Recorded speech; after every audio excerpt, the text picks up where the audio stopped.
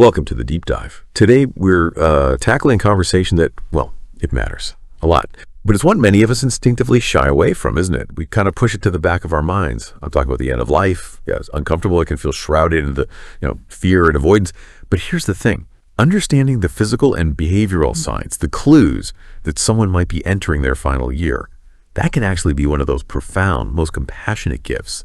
A gift we give ourselves and our loved ones. So our mission for this deep dive isn't about dwelling in darkness or creating fear. Absolutely not. It's about fostering genuine presence, understanding, dignity, especially during what is, let's face it, perhaps the most profound of all human transitions. Okay, let's unpack this. Because the human body has this incredible, almost mysterious way of communicating with us.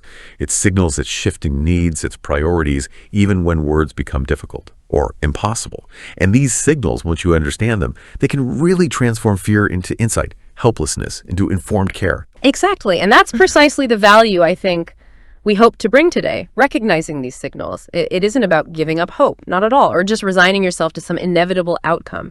It's more about acknowledging, understanding the body's own natural wisdom, its inherent design, if you like, for this final stage. This knowledge lets us show up more fully, be genuinely present, maybe with fewer regrets down the line, and it helps us approach one of life's most sacred transitions with a more informed, gentle, and ultimately a more dignified understanding. It's about being prepared, not in a fearful or morbid way, but prepared in a way that truly honors the person's unique journey and provides them with the comfort, the respect they absolutely deserve. Absolutely. It's like moving from being a confused, maybe overwhelmed bystander to being an active, supportive participant in their journey. Right. So what's ahead for you in this deep dive? Well, we're going to tease out a whole range of signs. Some are subtle, those almost imperceptible shifts in energy or how someone engages with the world. Others are more profound changes, like with appetite or even those tiny transformations you might see in skin or breathing patterns. But we're not just going to list the what. We want to dive deep into the why behind them, linking those physiological changes to what you actually see, what you experience. Our goal is to help you gain clarity and confidence in recognizing these profound shifts, so you can maybe interpret signs you've been missing, understand their deeper meaning, and respond with, informed compassion. Okay, let's start with something many families notice first. It's often one of the earliest and honestly most profound changes. I'm talking about a dramatic, almost incomprehensible shift in energy levels.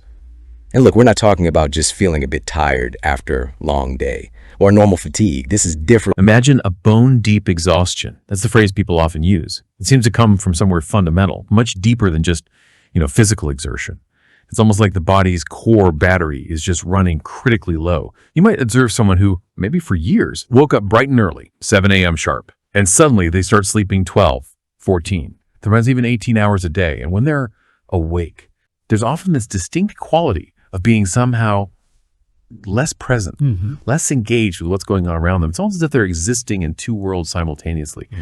One foot here and the other sort of stepping into a more internal, maybe dreamlike reality. And it's crucial to understand this isn't about laziness. It's definitely not something that more coffee or better sleep hygiene or even a change of scenery is going to fix. No, this is a fundamental systemic change, and it can really perplex loved ones if they don't grasp the underlying cause. It truly is remarkable. What's fascinating here is how the body communicates its shifting priorities. It's a real testament to its incredible adaptive capacity, even as things wind down.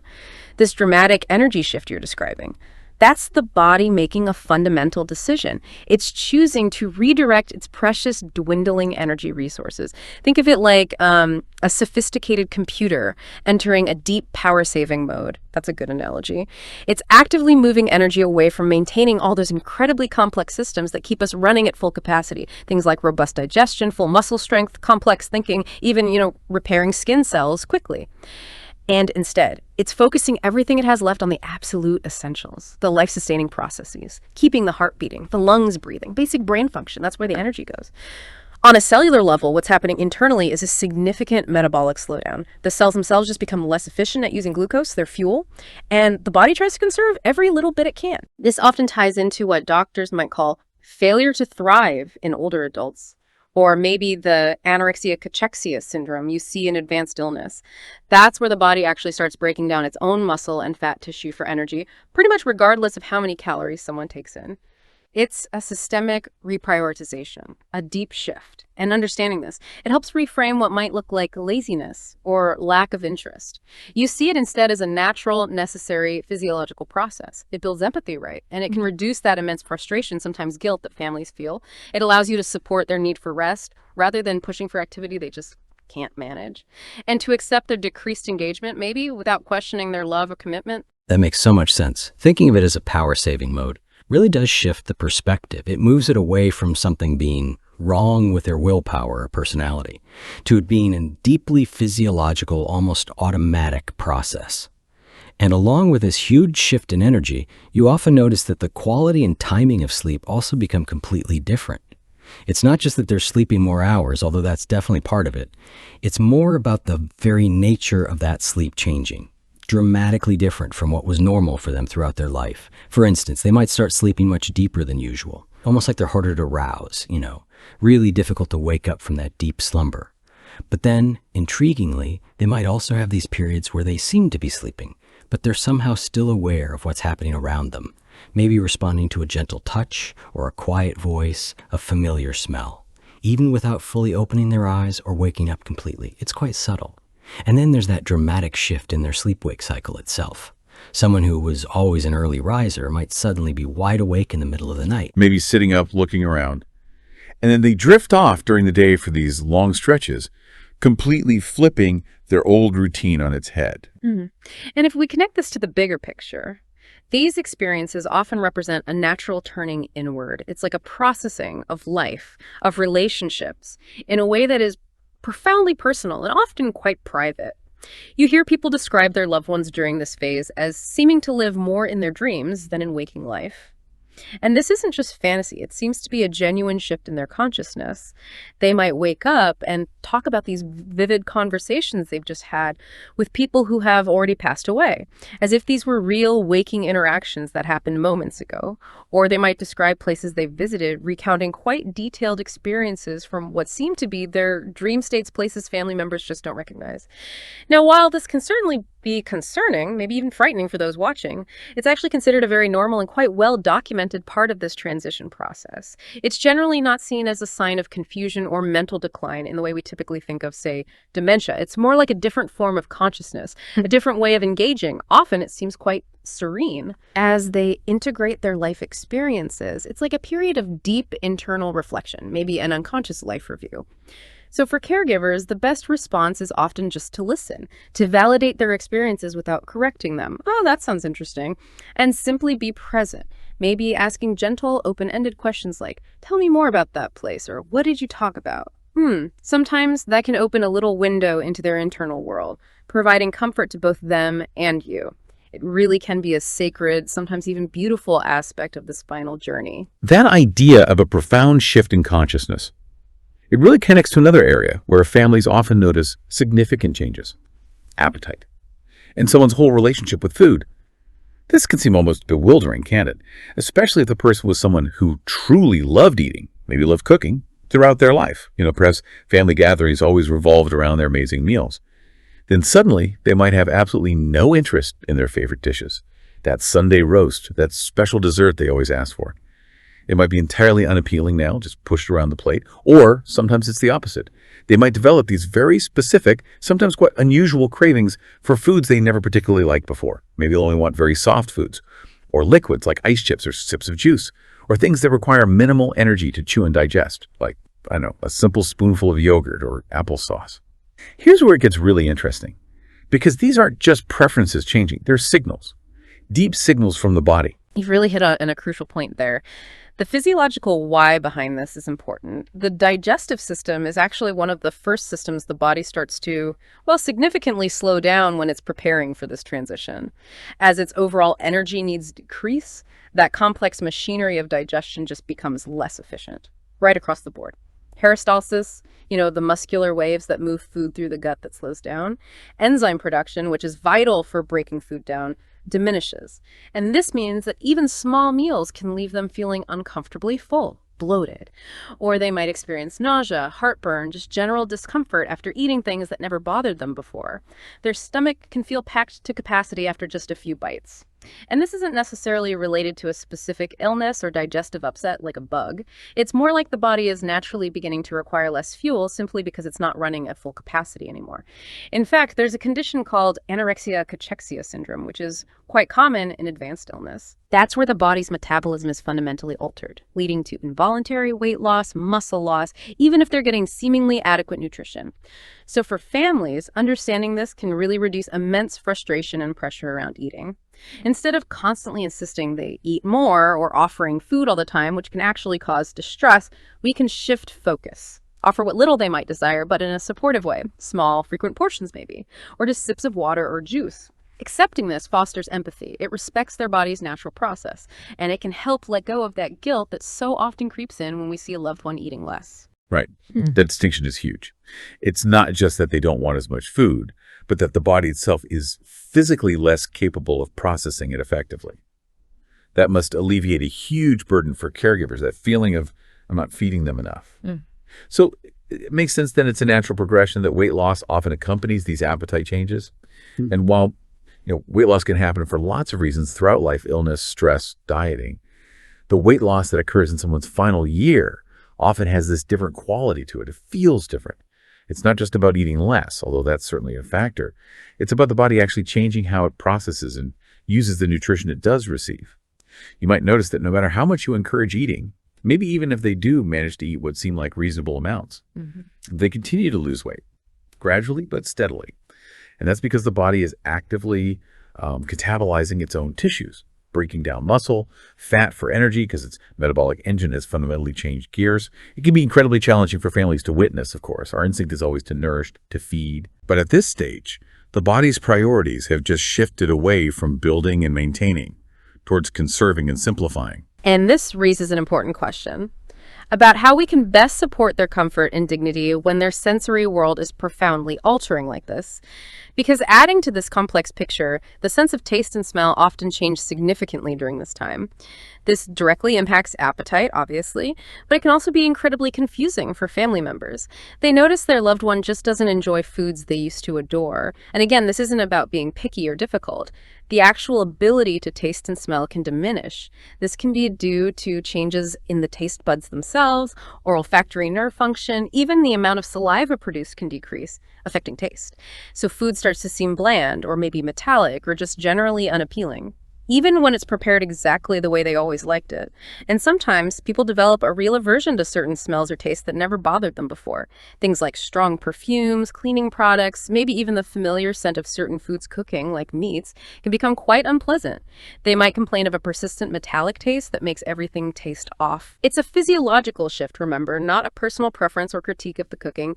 Understanding this allows us to adapt their environment for comfort, maybe avoid strong scents, rather than trying to force familiar experiences that are simply no longer pleasant for them. Offering very simple, often bland, moist foods might be more acceptable.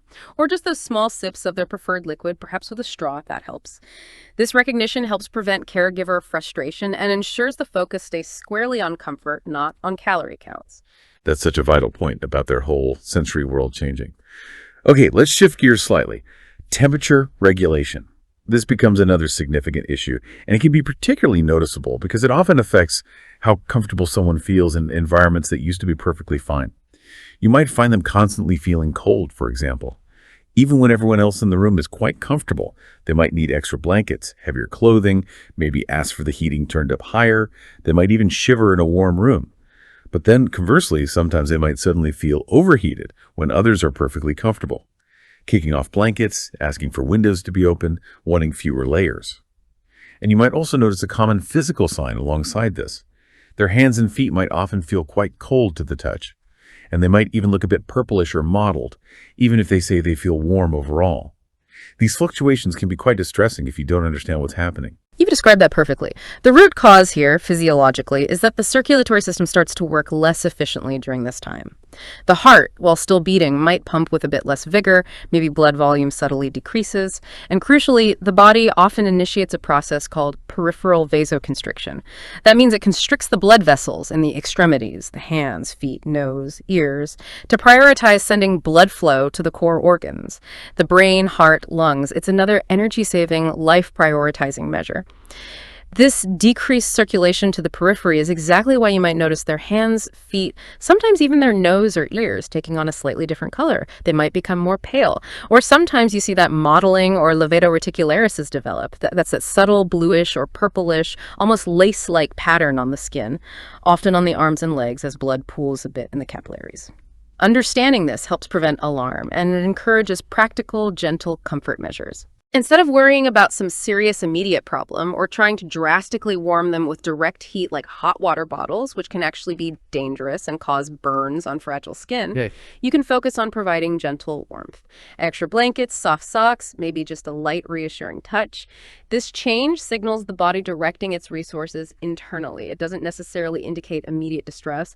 Acknowledging it allows you to anticipate their comfort needs without overreacting to these natural physiological shifts. That explanation of modeling and peripheral vasoconstriction is incredibly helpful. It really helps normalize what could otherwise look quite alarming. Okay, building on this systemic slowdown, breathing patterns also begin to change in ways that can be quite noticeable once you know what to look for. Now, this doesn't necessarily mean they're having trouble breathing in the sense of being out of breath or struggling for air. That's an important distinction to make. Rather, their breathing rhythm might become less regular than it used to be. You might observe longer pauses between breaths, sometimes up to 15, maybe 20 seconds, or even longer in the very final stages. Or you might see periods where their breathing seems very shallow, followed by deeper, more noticeable breaths. This irregular, sometimes undulating pattern is often referred to as Cheyne-Stokes respiration. It's just an altered rhythm, a different cadence. You might also notice them breathing more through their mouth than they used to, especially during sleep, which of course can lead to increased dryness and discomfort in the mouth. You're right. Understanding the difference between genuine respiratory distress like gasping or straining and these altered patterns is really key.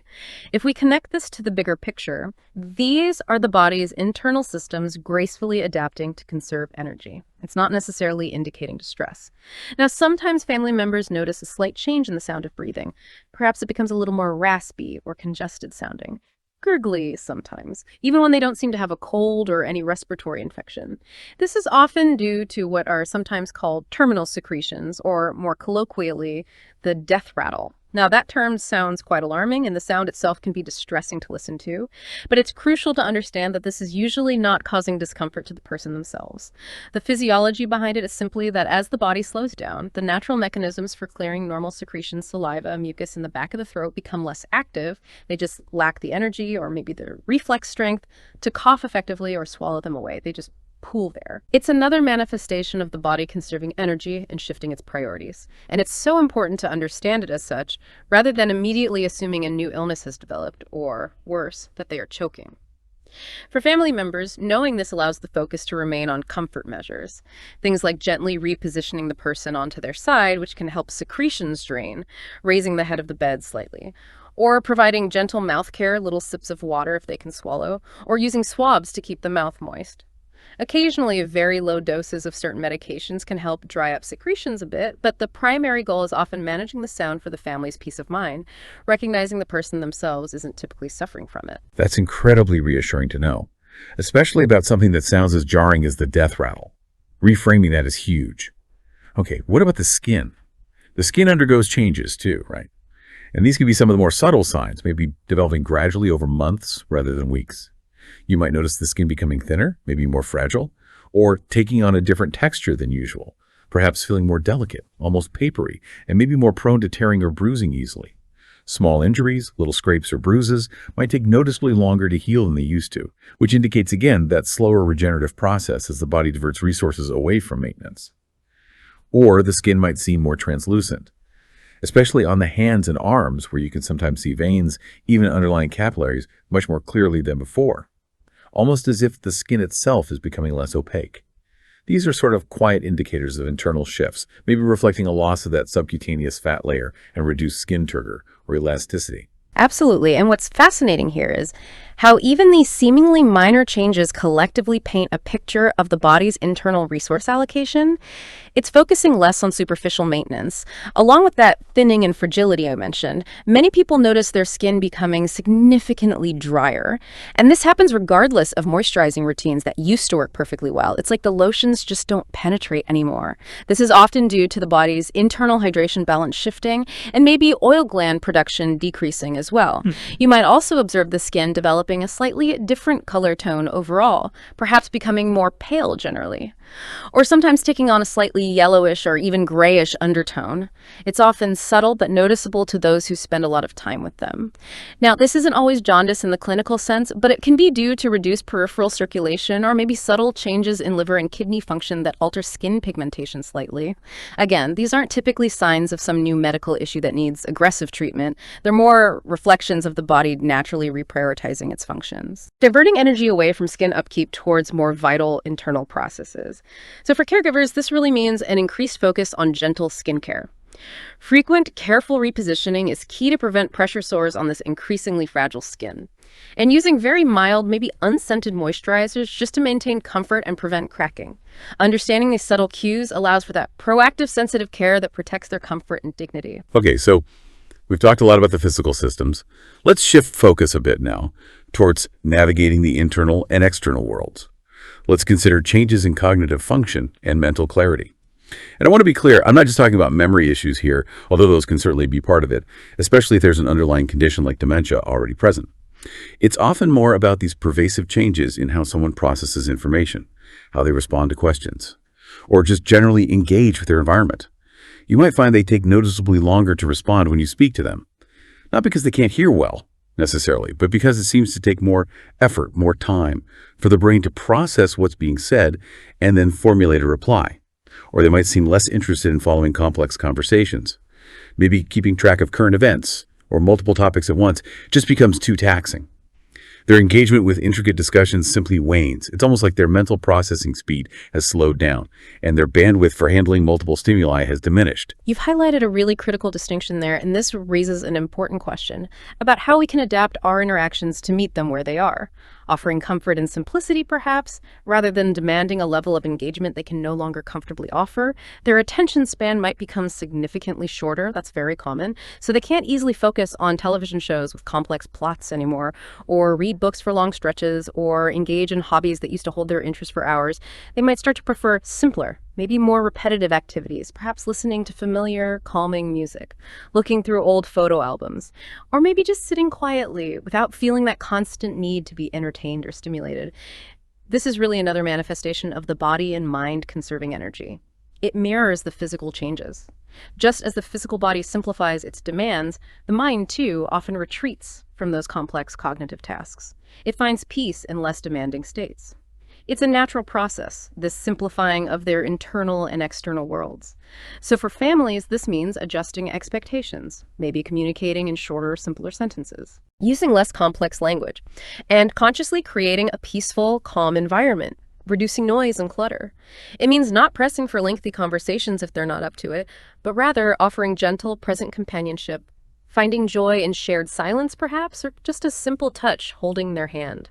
This kind of approach honors their current state and prevents them from feeling inadequate or overwhelmed by demands they can't meet. That's such a profound shift for families to make, isn't it? Moving from maybe expecting complex interactions to just offering simple, loving presence. And it's often mirrored, I think, in how someone navigates their physical space as well. Mobility and balance, these also often change significantly during this time period. And again, this usually goes beyond just feeling weaker or more tired, although those are certainly factors too. It's more about the body's complex systems that control balance, coordination, smooth movement, starting to work less efficiently together. This can involve neurological changes, some muscle atrophy, maybe even subtle dizziness or changes in proprioception, that sense of where your body is in space. So someone might start walking more slowly, not just because they're tired, but because their sense of balance isn't quite as reliable as it used to be. They feel unsteady. Or they might develop a slight shuffle to their walk, maybe a wider stance for stability. Or you see them needing to hold on to furniture or walls or other people much more often when moving around. These are often subtle at first, but they're important indicators of a systemic change that definitely increases the risk of falls and can really impact their independence. Right. And what's fascinating here is how even simple environmental adjustments can make a profound difference in maintaining dignity and ease of movement during this time. Think about everyday movements.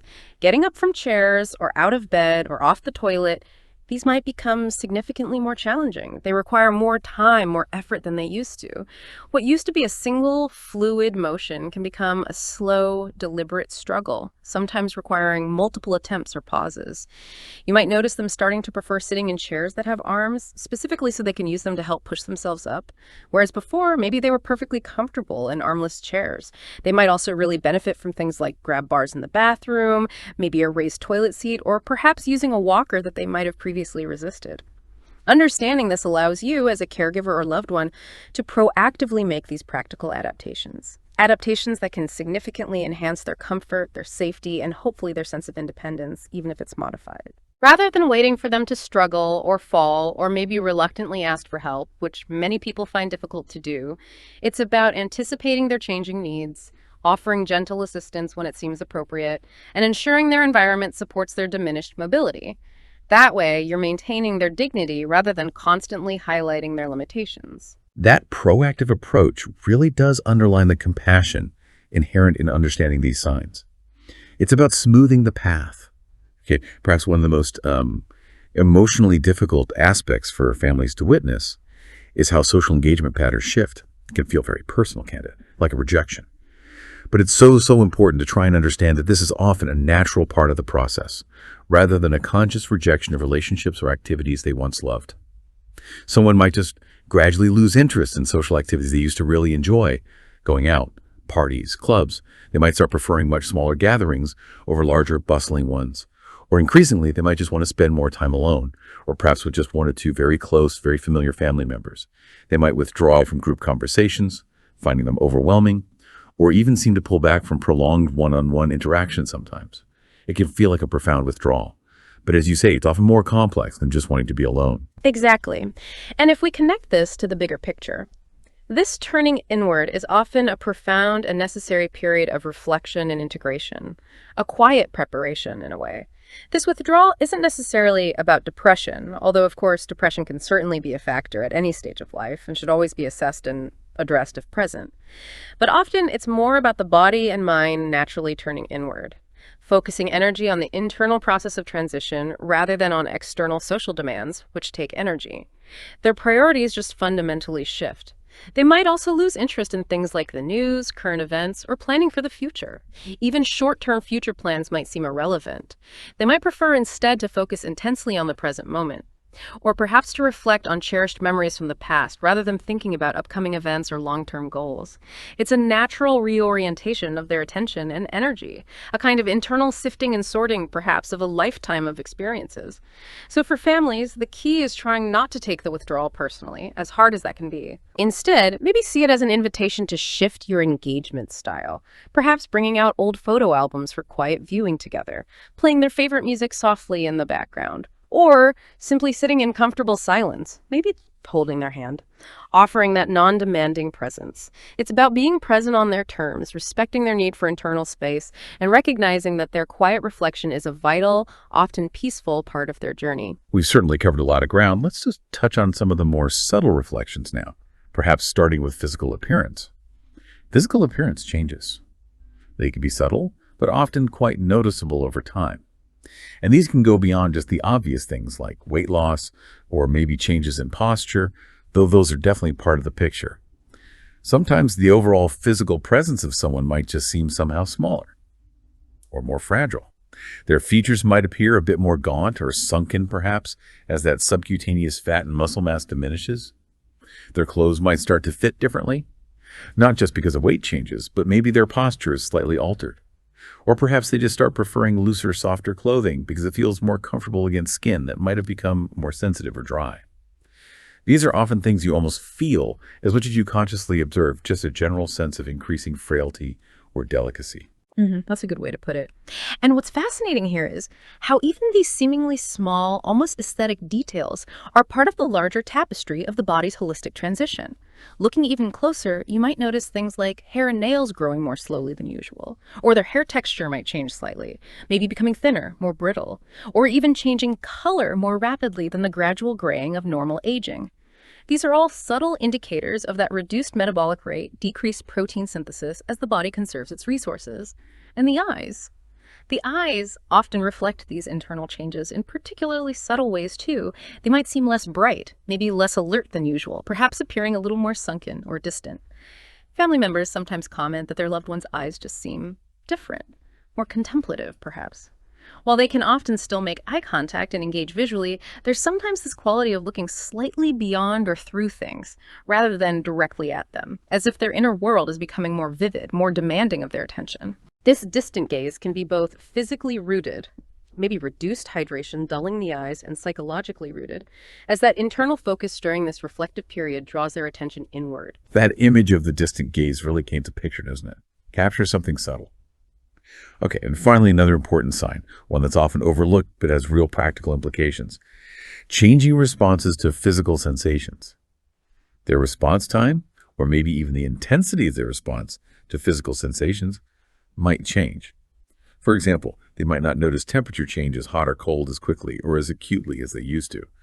Or, perhaps quite significantly, they might not feel pain from minor injuries or from pressure as intensely as before. Now, this has really significant implications for daily care, doesn't it? Because it means they could potentially injure themselves without realizing it. Maybe bumping into something hard and not registering the pain. Or they might have delayed reactions to things like hot food or drinks, potentially leading to burns or discomfort without a quick, reflexive response. It's like their internal alarm system for physical cues just isn't as sensitive or as rapid as it once was. Absolutely, and this raises an important question about how our heightened awareness as caregivers or loved ones can truly become their protective shield during this period. Understanding this particular change is absolutely crucial for ensuring their ongoing safety and comfort. It really prompts us to be far more vigilant in our observation and care. We need to actively check on things like food temperature before offering it, the positioning of their limbs to avoid pressure points, potential hazards in their immediate environment they might not notice. We need to proactively provide comfort rather than always waiting for them to ask. Things like frequent, gentle repositioning to prevent pressure sores, which can develop quickly on fragile skin. Offering gentle oral care to alleviate dry mouth, which they might not complain about, but which can be very uncomfortable. Or perhaps administering prescribed pain medication on a regular schedule, even if they don't verbally express pain, but maybe show subtle signs of discomfort like restlessness, grimacing, or guarding a body part. Heightened awareness allows us to anticipate and mitigate potential issues, supporting their well-being in a quiet, attentive, and deeply compassionate way, especially when they may no longer be able to clearly articulate their needs. Hashtag outro. Wow, we've covered such a wide and frankly profound range of signs today. From those earliest, really dramatic shifts in energy and sleep, all the way through changes in appetite, circulation, breathing, skin, cognition, mobility, social engagement, right down to those incredibly subtle transformations in appearance and sensory responses. And I think the key takeaway, the core message here, is that understanding all of these physical and behavioral signs, it isn't about creating fear or anxiety, not at all. It's much more about recognizing that our bodies possess this incredible inherent wisdom, a kind of final, graceful choreography, if you will. And when we learn to pay attention, we learn to interpret what they're communicating, these profound signals, we can respond not with panic, but with appropriate care, with unwavering support, and maybe most importantly, with an incredibly powerful, genuine presence during what is ultimately a natural and sacred part of the human experience. Beautifully put. And while these signs can certainly indicate that someone may be in their final year or perhaps entering that phase, it's just so crucial to remember that every single person's journey is profoundly unique. Timelines can vary dramatically. Some individuals might show many of these signs for months, maybe even longer, others for only a very short period. And really importantly, hope and quality of life can absolutely coexist with an understanding of mortality. They aren't mutually exclusive. So if you're recognizing some of these signs in someone you love, perhaps the most important thing isn't timing, but focus. Focus on creating meaningful moments today, right now, expressing love clearly and often, and ensuring they feel as comfortable, as supported, and as surrounded by the people and things that bring them peace as possible. It really is about being present, not just physically, but emotionally, spiritually, honoring their unique path, whatever its duration or shape. So what does this all mean for you listening right now? Ultimately, I think recognizing these physical signs gives us this profound, if sometimes bittersweet, gift. It's the gift of time. Maybe not more time in quantity, but time transformed in quality. It's the opportunity to shift from reactive concern, maybe even panic, to proactive compassion. The opportunity to be fully present, to approach this final transition with grace, with dignity, and with a deep abiding love. How might embracing this understanding change the final chapter for you and your loved ones? How might it help make it not an ending to be feared, but perhaps a sacred space to be honored, to be cherished, and to be experienced with real intentionality? That's something truly worth reflecting upon, I think, as we all walk this shared path of life.